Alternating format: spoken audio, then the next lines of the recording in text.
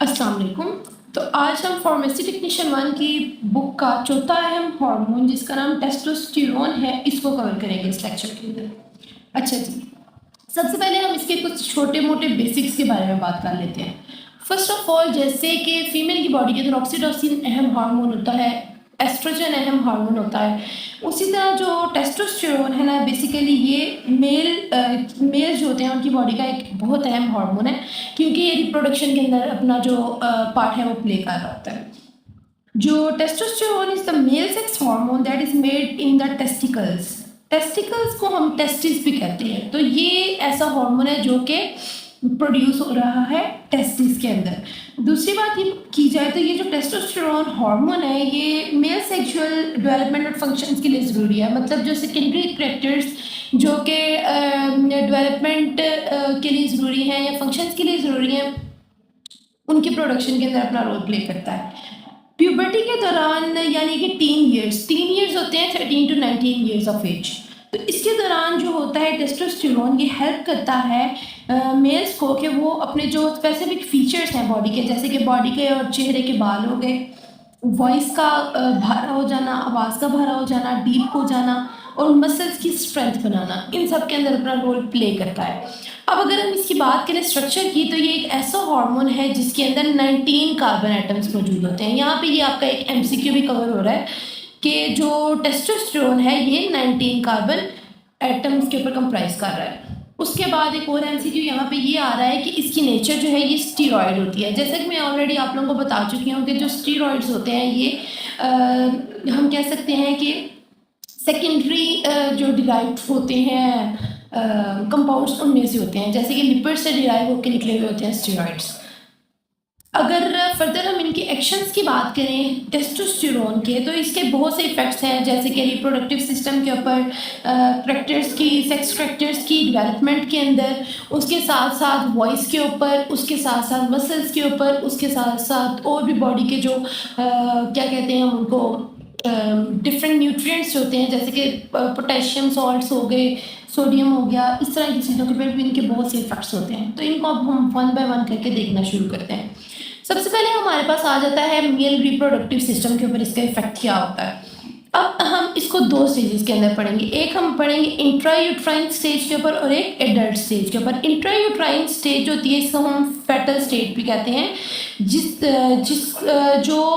जब फीटस की फॉर्म के अंदर होता है तो तब जो स्टेज होती है उसे हम इंट्रायूट्राइन कहते हैं।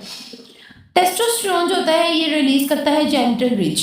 जेनिटल रिच बेसिकली एक ऐसा टिश्यू होता है जो कि कुछ टाइम के बाद डेवलप होता है गोनैड्स के अंदर, और गोनैड्स वो होते हैं जो कि सेक्स फैक्टर्स को डेवलप करते हैं, जैसे कि फीमेल्स के अंदर एग्स को और मेल्स के अंदर टेस्टिस के अंदर स्पर्म्स को। तो जो ऐसे खास किस्म के बॉडी के ऑर्गन जो कि फर्दर जाके डेवलप करते हैं या बनाते हैं एग्स और स्पर्म्स को, उन्हें हम गोनैड्स कहते हैं। अच्छा जी, उसके बाद ये भी आपका एक एमसीक्यू आ गया। उसके बाद क्या होता है कि ये पहले स्टार्ट के ऊपर तो जब फीटस स्टेज होती है तब क्या होता है, ये जेनिटल रिच रिलीज करवा रहा होता है, लेकिन जैसे जैसे मंथ्स गुजरते जाते हैं वैसे वैसे थोड़े टाइम के बाद उसको प्लेसेंटा रिलीज करने स्टार्ट कर देता है।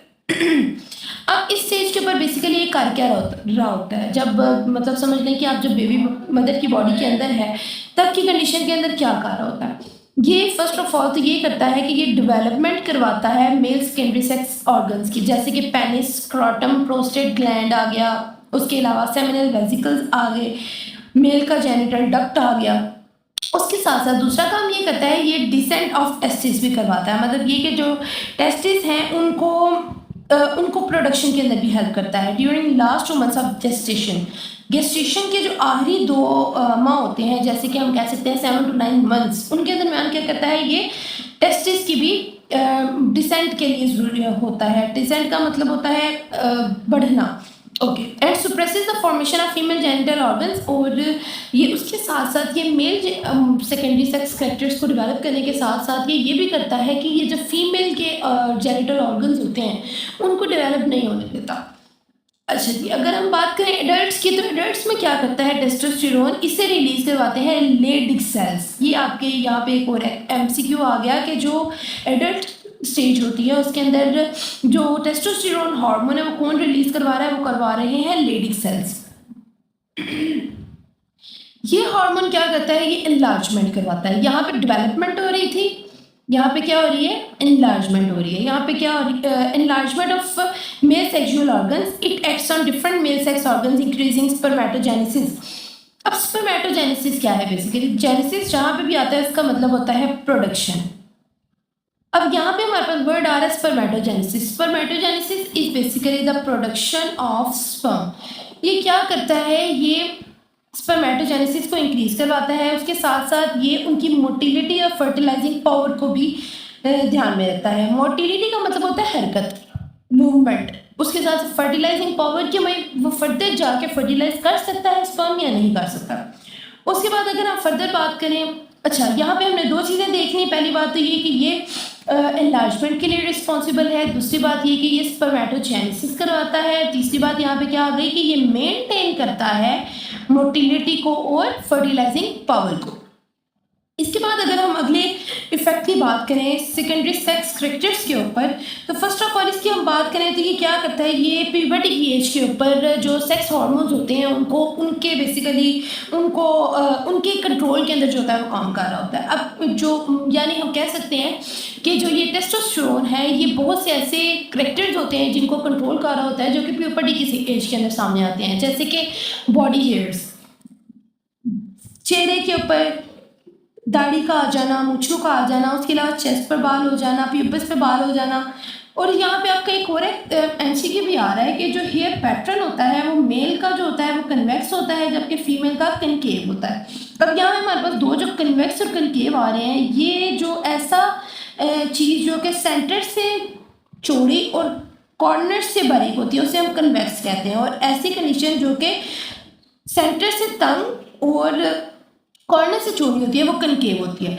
तो जो हेयर्स का पैटर्न होता है प्यूबिस के ऊपर मेल्स का वो कन्वेक्स होता है लाइक दिस, और फीमेल्स के अंदर जो पैटर्न होता है वो कनकेव होता है लाइक दिस। बाल्डनेस, उसके साथ साथ जैसे जैसे आप देखें कि जैसे जैसे जो लोग हैं उनकी उम्र बढ़ती जाती है वैसे वैसे उनके सर के बाल भी, सर के ऊपर वाले हिस्से से बाल भी कम होने शुरू हो जाते हैं। ये भी उस टेस्टोस्टेरोन की ज़्यादा प्रोडक्शन की वजह से होता है। उसके बाद अगर हम बात करें वॉइस की, तो वॉइस में क्या है जी, आप देखें कि जैसे जैसे बच्चा प्यूबर्टी की एज के अंदर आता है तो उसकी आवाज़ जो है वो चेंज होना स्टार्ट हो जाती है। बाज़ औक़ात उसकी आवाज़ बारीक निकलती है, बाज़ औक़ात उसकी आवाज़ भारी निकलती है। ये भी टेस्टोस्टेरोन की वजह से होता है। ये क्या करता है basically, testosterone causes hypertrophy. Hypertrophy is the increase in size of the cells of laryngeal mucosa. Laryngeal mucosa is the mucosa. ये बेसिकली लेरिक्स के अंदर जो म्यूकोजल सेल्स होते हैं जो कि म्यूकस प्रोड्यूस करवा रहे होते हैं उनके सेल्स के साइज को बड़ा कर देता है। उसके साथ साथ ये क्या करवाता है, ये लेरिंग्स के अपने साइज को भी बड़ा करता है। इससे क्या होगा, लेंथ और थिकनेस बढ़ जाएगी वोकल कॉर्ड्स की और वॉइस जो है वो डीप हो जाएगी। अगर हम फर्दर चलें इससे आगे तो इसका इफेक्ट जो है वो स्किन के ऊपर ये होता है कि ये क्या करता है, ये मेल्स की स्किन को थिक करवाता है। लाइक आप अगर देखें कंपैरिजन किया जाए मेल और फीमेल की स्किन का, तो फीमेल्स की स्किन जो होती है वो थिन होती है उस, जबकि मेल की जो स्किन होती है वो थिक होती है। अब उसके पीछे अल्लाह ताला ने और भी बहुत सारे रखे हैं, जैसे कि मेल्स ने ज़्यादा ताकत वाले काम करने होते हैं या उन्होंने ज़्यादा हार्डशिप्स के साथ डील करना होता है, इसलिए भी है। जबकि अगर हम अब इसके पीछे जो मेन चीज़ आ जाती है वो आ जाता है टेस्टोस्टेरोन हार्मोन। ये क्या करवाता है, ये थिकनेस करवाता है स्किन की। उसके अलावा रफनेस ऑफ सबक्यूटेनियस टिश्यू, उसके साथ साथ जो सबक्यूटेनियस टिश्यू है उसको भी रफ करवाता है। उसके साथ साथ जैसे कि उसके बाद अगर हम बात करें तो जो मेलानिन होती है स्किन के अंदर, मेलानिन की डिपोजिशन को ज़्यादा करवाता है। मतलब ये कि ये क्या करता है, जैसे जैसे सनलाइट के साथ एक्सपोजर बढ़ता है, नॉर्मली मेल्स का एक्सपोजर जो कि ज़्यादा होता है उसकी वजह से क्या होता है, विटामिन डी का जब इनटेक होता है या विटामिन डी की प्रोडक्शन स्टार्ट होती है तो वो मेलानिन की प्रोडक्शन को इंक्रीज करवाता है। तो मेलानिन जो है वो बेसिकली ऐसा एक पिगमेंट है जो कि स्किन के अंदर कलर के लिए रिस्पॉन्सिबल होता है, डार्कर कलर। जितना ज़्यादा मेलानिन होगा उतनी जो स्किन की टोन है वो डार्क होगी। अच्छा, अगर फर्दर बात करें तो ये क्या करवाता है, ये सेबेशियस ग्लैंड सिक्रेशन को भी इंक्रीज कर देता है, जिसकी वजह से जो एक्ने है वो निकलती है प्यूबर्टी की एज के अंदर। अगर बॉडी चेंजेस की बात करें तो ये क्या करवाता है, ये first of all the shoulders को ब्रॉड करता है। उसके अलावा मसल्स की हाइपरट्रॉफी करवाता है। Hypertrophy is the increase in size of cells. उसके साथ साथ सबक्यूटेनियस फैट को भी डिक्रीज करता है। अब ये सबक्यूटेनियस फैट क्या होता है? बेसिकली आप देखें कि जो सबक्यूटेनियस टिश्यूज जो होते हैं वो स्किन की सेकेंड लेयर होती है बेसिकली, तो उसके ऊपर फैट इकट्ठा हो जाता है। जो फीमेल की बॉडीज होती हैं उनके ऊपर सबक्यूटेनियस फैट ज़्यादा होता है, जबकि मेल की जो बॉडीज होती हैं उनके ऊपर सबक्यूटेनियस फैट की कमी जो होती है वो इस टेस्टोस्टेरोन हार्मोन की वजह से होती है। This is why males have less subcutaneous fatty tissues as compare to females. यही वजह है कि मेल्स के पास फीमेल से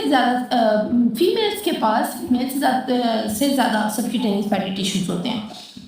उसके साथ साथ ये जो है ये बिहेवियरल चेंजेस के लिए भी रिस्पॉन्सिबल है, जैसे कि एग्रेसिव मूड्स, एक्टिव एटीट्यूड्स, रवैया बहुत सख्त होना, या ऑपोजिट सेक्स के अंदर इंटरेस्ट। अगर हम प्रोटीन के मेटाबॉलिज्म के ऊपर बात करें तो जैसे हम ऑलरेडी पढ़ रहे हैं कि ये क्या करवाता है, ये सेल्स को ज़्यादा इंक्रीज करता है, ये उनके साइज को इंक्रीज करवाता है, ये ब्रॉडनिंग ऑफ शोल्डर्स के लिए रिस्पॉन्सिबल होता है। तो इसका मतलब डेफिनेट ये हुआ कि वो मसल के साइज को इंक्रीज कर रहा है। और मसल्स किससे बनते हैं? मसल्स बनते हैं प्रोटीन से। सो ये क्या करता है? ये प्रोटीन्स की सिंथेसिस को भी इंक्रीज करवाता है और उनका मसल्स के अंदर बिल्डअप भी इंक्रीज करवाता है। उसके साथ साथ ही क्या करता है? ये पॉजिटिव नाइट्रोजन बैलेंस के लिए भी रिस्पॉन्सिबल होता है। ये नाइट्रोजन के बैलेंस को भी कंट्रोल करता है बॉडी के अंदर। उसके साथ साथ बॉडी के यूरिया के लेवल्स को डिक्रीज करता है। अब ये दोनों चीज़ें साथ साथ चल रही हैं। जितनी ज़्यादा प्रोटीन्स ब्रेकडाउन होंगी उतना ज़्यादा यूरिया प्रोड्यूस होगा। अगर प्रोटीन्स की ब्रेकडाउन को हम स्लो डाउन कर दें या ख़त्म कर दें तो क्या होगा? ऑटोमेटिकली यूरिया की जो प्रोडक्शन है वो भी डिक्रीज कर जाएगी। अगर सेंट्रल नर्वस सिस्टम की बात करें तो ये डायरेक्टली जो होता है हमारे सेंट्रल नर्वस सिस्टम को जाकर इफेक्ट करता है। उसके साथ साथ ये बोन्स के ऊपर, ये बोन्स की थिकनेस करवाता है, ये क्वांटिटी ऑफ बोन मैट्रिसेस। अब बोन मैट्रिसेस क्या है? बेसिकली हमारी जो बोन्स होती हैं उनके अंदर एक मादा होता है, उसकी भी इंक्रीज करवाता है ताकि बोन्स जो है वो स्ट्रॉन्ग हो जाएं। उसके अलावा कैल्शियम के सॉल्ट्स की डिपोजिशन करवाता है, मतलब कैल्शियम की स्टोरेज करवाता है बोन्स के अंदर। इस वजह से उनकी बोन्स जो है मेल्स की वो स्ट्रॉन्ग होती हैं।